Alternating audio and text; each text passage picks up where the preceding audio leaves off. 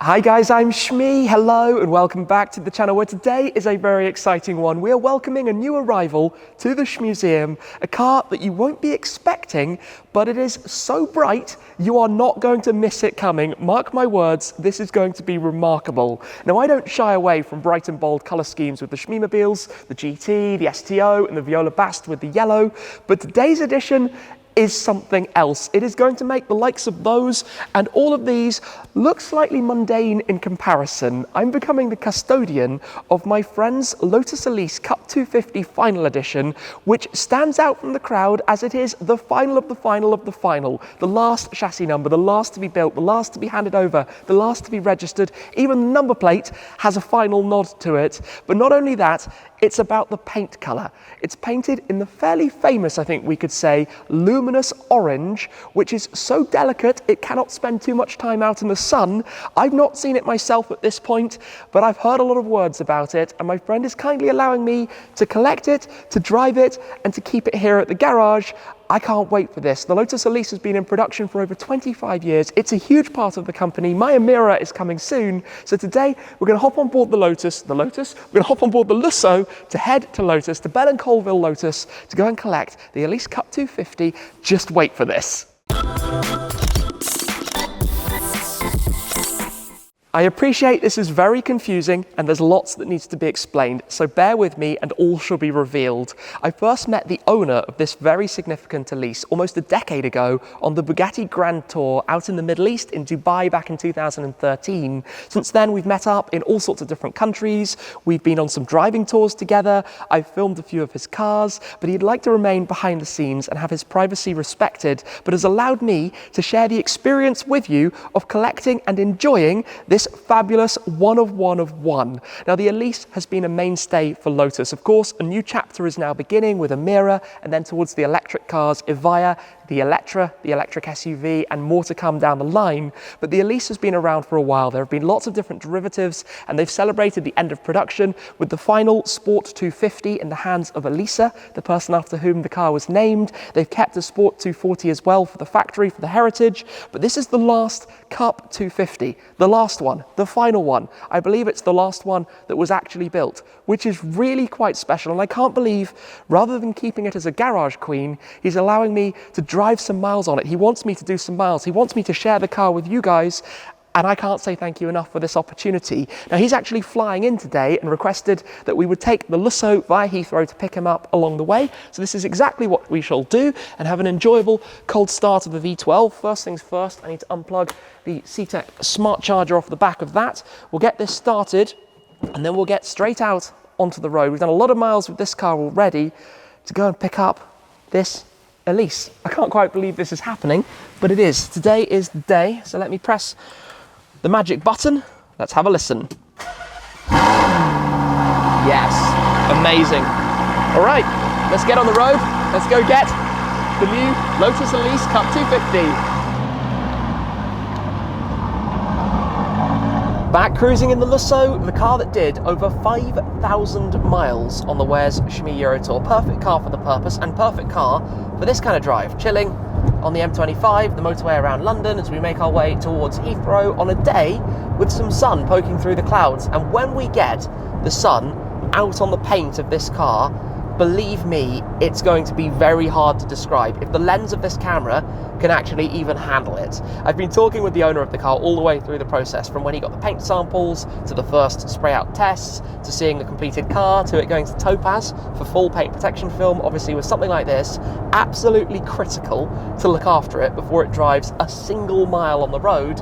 And today we're heading around with this car to go and see it. It is a lovely day, it is perfect for this kind of thing. There's a fair bit of traffic out on the roads, but hopefully that won't be too much of an inconvenience as we make our way around. So I guess we'll probably fast forward from here to arriving at Bell and Colville and to the big reveal. We are just arriving then. Up here, we will arrive at Lotus and McLaren, where I have actually been with both the Senna and the 675 LT Spider before.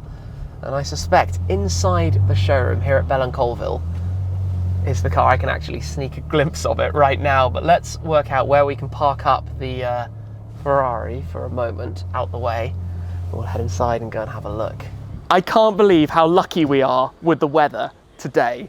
The car is just over here. We're going to go in and take a look, but there's quite a story behind this. I think first up though, we need to come and check it out. So without any further ado, come on in, look at this.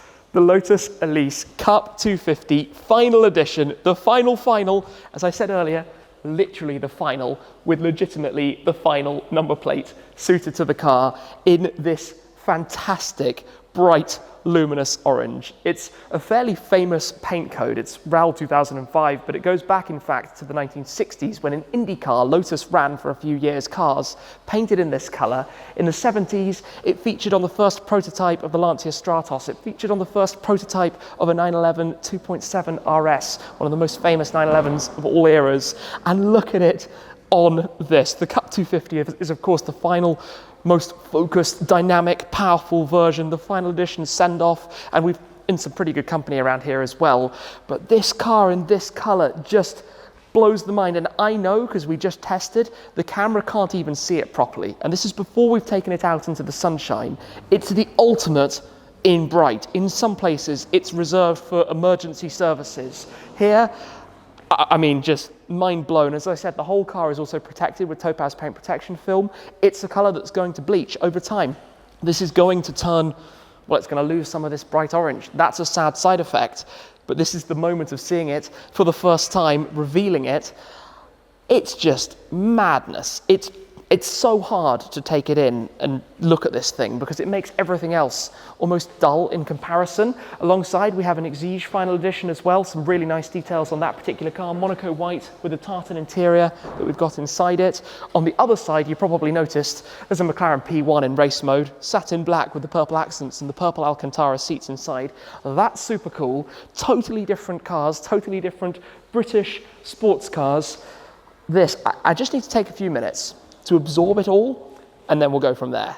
Holding the camera myself for a moment, it's amazing to see how much the lens struggles looking at this colour. And in a moment, we will take it outside into the sunshine for the first time ever and see quite how much it pops. Now, looking at the specification, you might have spotted a few personal details. For example, on the end plates, in place of the regular Union Jack, we have that skull and crossbones graphic. Inside, though, let me show you what we've got in here. An interior in the complete black, no stitching or other contrast details like that. We've got the car cover that comes with it. We've got the topaz cleaning kit here as well. But on the right-hand side of the dashboard, we have the plaque just here, the Elise Final Edition, the last Lotus Elise Cup 250 produced at Heathrow, England, with that final chassis number written on there as well. If we go round towards the other side, more to show you over there too, because on the lower part of the firewall, the bulkhead, have a look down here, it's been signed by lots of the team who have been involved in this, including, I think, the CEO and lots of the engineers and those part of the Lotus. And I actually want to pop open the back of it as well. Back here, you might be wondering, by the way, left-hand drive car, registered in the UK, right-hand drive. We also have a spare set of headlamps back here to swap them around when it travels to different locations. We've got that 1.8 litre supercharged 4-cylinder, 250 horsepower, 245 brake horsepower, linked up with the 6-speed manual gearbox that you have in this. The ultimate in fun because it only weighs 931 kilos. Loaded with lightweight options, no stereo in here or anything like that, just 931 kilos, which is absurd, to be honest. About as absurd as the paint colour, which is many layers. It's something like 14 or 15 layers of paint to be able to make this colour. And obviously, given the fact that it is going to fade and bleach in time, it comes with a very strict set of rules as to what you can do with it. But I suppose, with the sun kind of popping out here, shortly we need to pull it out to see exactly what this looks like. No pressure. I've been asked to pop a signature on here, so in some very special company, I'm going to give this a go somehow, finding a little spot down here. I'm trying to work out which way up to do it. It's kind of awkward. Wait, actually, I'm going to go this way. There we go. Now I can kind of reach. So let me try and use this gap, see what I can do. Oh, no pressure.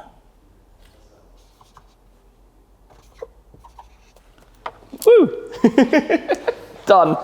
Jamie from Bell and Colville joining. I'm going to go here. Hope they don't smudge your signature. Yeah, somewhere in there. Whipped out a small signature. Nicely done. Perfect. Cool. Sounds good. It is time. The car is coming out from the showroom. My word, that is full on Lumo Orange. There is no way the camera can see this correctly. This is so bright. Wow. Just wow. Look at this with the direct light on it. Normally bright cars are no longer very bright in comparison. Few words for this, few words. Goodness me, wow.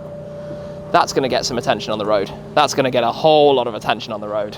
As a bit of a reference, this is what happens when you put a normally bright colored car. That's the burnt orange 410 Sport. And this is just a different league of bright. I mean, even compared to any of the cars around here. Siege.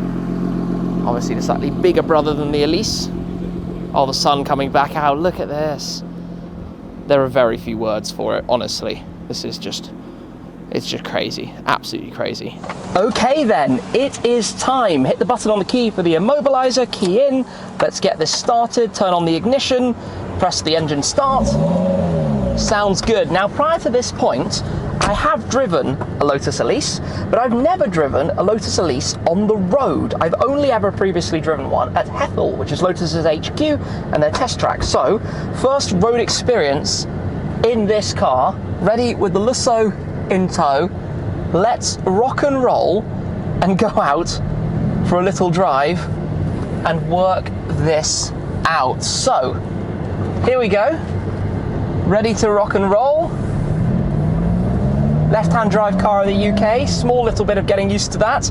We do need to run in the engine. I know it's not the most exciting of topics, but Lotus asks you to do the first 500 miles up to 4,000 RPM, the next 500 miles a little bit more, but still taking it easy, no heavy engine braking or anything like that, to run it in. And with a car as special as this is, I think it's important that we do it right. And the first thing you feel in here is that the car is tiny, absolutely tiny. You've also got a tiny steering wheel.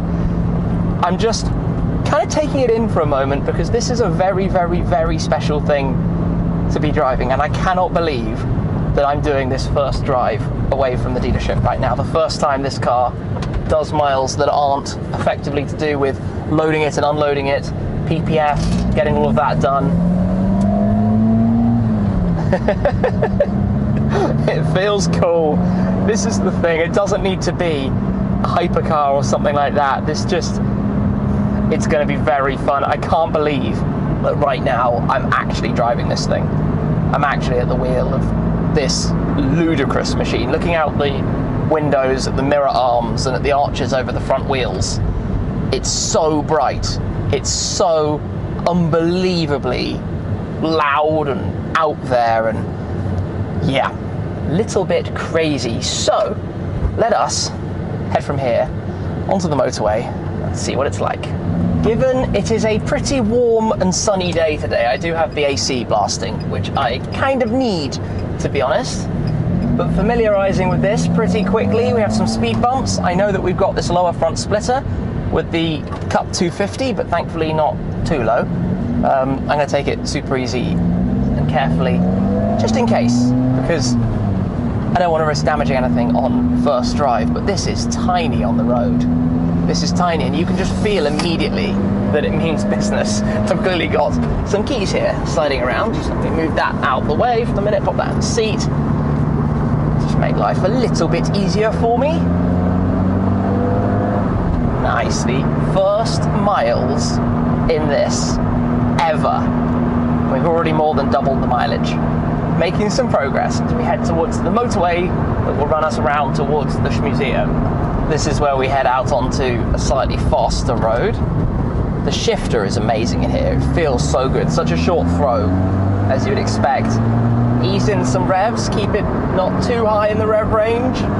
There's always that temptation with a new car to just go completely for it immediately.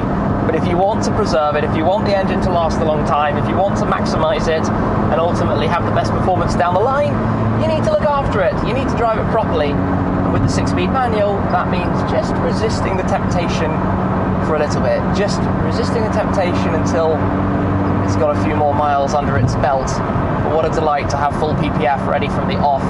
The owner and I actually discussed that at length to get it to Topaz, to make sure it would get full PPF, to make sure there were going to be no risks with this paint. The biggest risk is probably what we're doing right now, driving it on a sunny day. You're not scared of stone chips in here or things like that. You're scared of literally the UV rays bleaching the paintwork. I don't know how long it will survive. I don't know how long that will last, but we're going to do our best, obviously, to keep it indoors and keep it from living too much out in the sunshine and eventually losing some of that wow factor that it gives you. But imagine what this must be like for other cars. It must just be so in your face.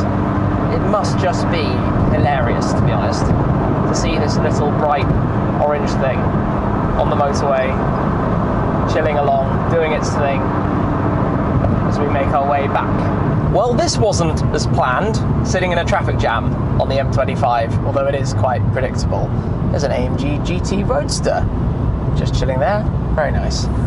One thing, by the way, what I thought earlier was keys that were sliding around was in fact a little screw and washer. I don't know where that's come from. We might have to look into that one a little bit later. For now, safely on the passenger seat while we try not to worry about that too much. But yes, chilling, manual. It's quite a heavy manual. Obviously, this is the ultimate in driver's cars. I think I've probably made a mistake in my life by not owning a Lotus prior to my Emira, because it's a part of the learning experience, right? Almost back to basics in many ways.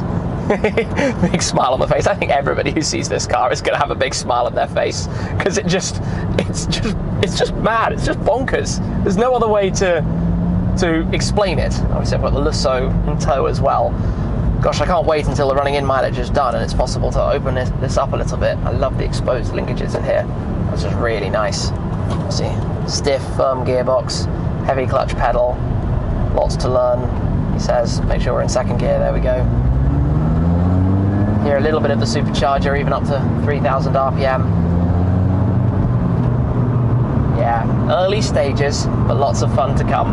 I'm not going to pretend that this has been the most thrilling journey ever, but in the traffic there have been some pretty funny moments. There was a van that I was alongside and the guy was literally like, you couldn't have got a brighter colour, could you? And no, you could not have got a brighter colour for any car than this. I don't think it's possible. I wonder if there's an equivalent yellow and pink and green, maybe?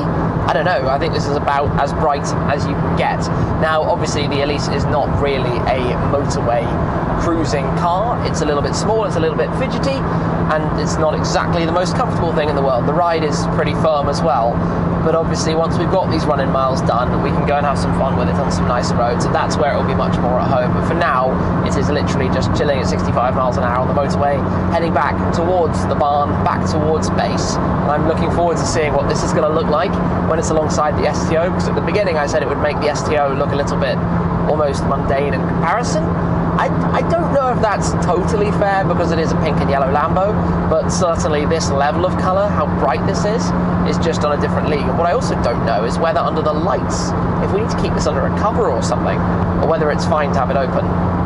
I don't know. I don't know. I need to find out a little bit more about the care and maintenance, shall we say, for this, and what we need to do to properly look after it and keep it looking fantastic for years to come. I think it's going to be around for a little bit of time, and I'm very much looking forward to doing a lot more miles in it, getting to know it better, because this is half the fun with these cars, is experiencing them, driving them, being able to share them as well. And obviously this needs a little bit more opening up the taps than we can do with it right at this moment in time, because I've got the Lusso over my shoulder as well. Drop down a gear. The shifter is so good, it feels really, really responsive, really connected. Tell you what, the Lusso is cool as well. The Lusso is really cool also.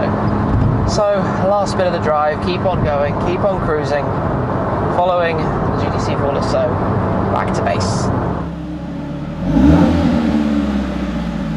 It is so cool to have just done the first drive with this. A huge thanks to my friend, and of course I could have said to you guys this was my new car, but I wanted to be completely honest as usual. So awesome to have picked this thing up and had a first drive. But I need to hop out and have a look at it here in the garage.